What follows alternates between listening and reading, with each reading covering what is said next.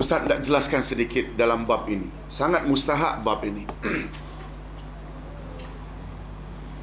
Kalau kita tidak ringkaskan, kata setengah ulama akidah, bila kita tidak ringkaskan, syaratnya dua sahaja.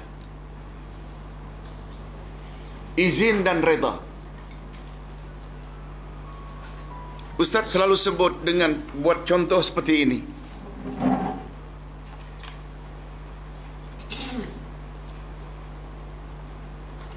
Allah, Muhammad dan umat A, B, C. Yang memerlukan syafaat siapa? C, umat. Betul tak? Umat yang berdosa. Nabi Muhammad yang bagi syafaat.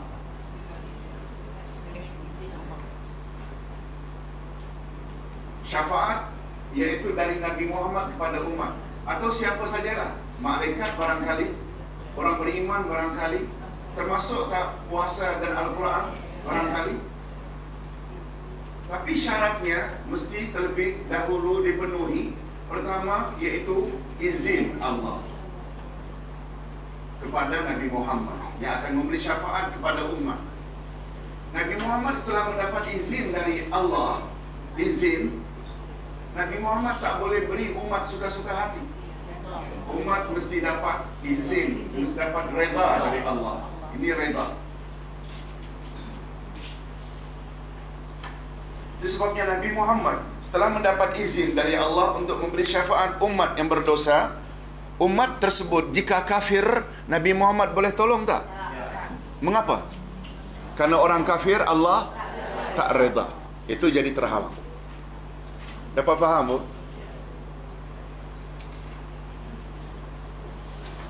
Apakah semua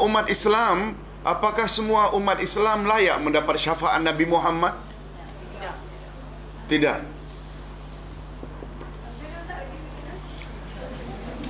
Kalau Nabi Muhammad tidak boleh tolong orang kafir, kecuali satu orang kafir saja yang Nabi boleh beri syafaat. Ini special, iaitu pamannya Abu Talib. Itu ada riwayatnya. Nanti akan ada sampai kita pembahasan tentangnya.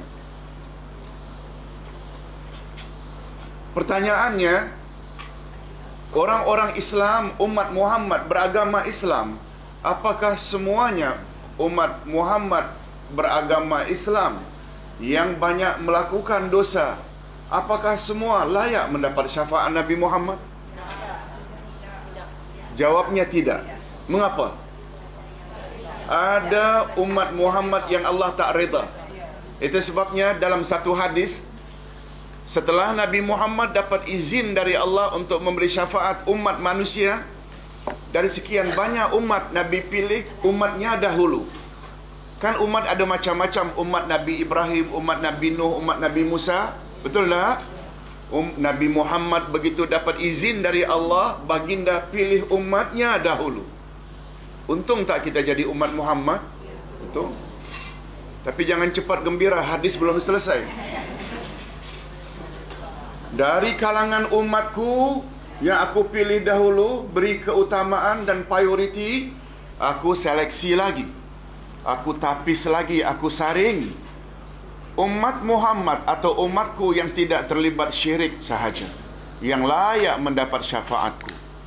Bila ditanya mengapa orang syirik Nabi Muhammad tak boleh tolong, apa sebab? Sebab orang syirik Allah tak reda.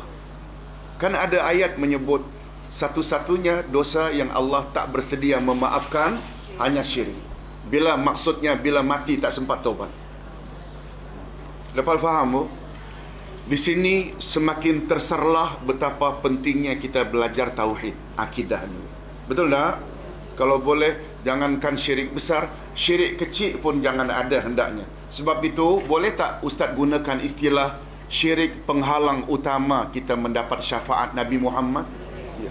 Bukan hanya Nabi Muhammad, syafaat-syafaat dari Quran ke, dari puasa ke, dari malaikat ke, siapa-siapa makhluk yang mendapat izin dari Allah terhalang karena kita ada syirik. Wal'iyazubillah. Nampak tak, Bu? Mengapa Nabi Muhammad sebelum suruh umatnya salat, puasa, zakat, beliau betulkan dulu foundation, iaitu akidah, tauhid. La ilaha illallah Muhammadur Rasulullah. Cuma Ustaz selalu beri tip petua terhadap dua syarat itu. Syarat izin jangan fikir, sebab itu bukan urusan kita. Sebab itu otoriti sepenuhnya mutlak milik Allah. Betul tak? Cuma yang kita perlu fikir sekarang ini agar layak mendapat syafaat adalah reda Allah. Pastikan diri ini Allah reda. Tentang izin jangan bimbang.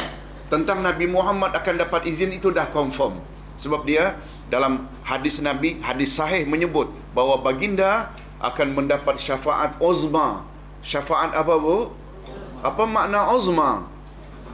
Uzma dari kata azim, agung, besar. Setelah Nabi Adam tak boleh tolong umat, Nabi Nuh tak boleh tolong, Nabi Ibrahim tak boleh tolong, sebab semua mereka kan ada masalah.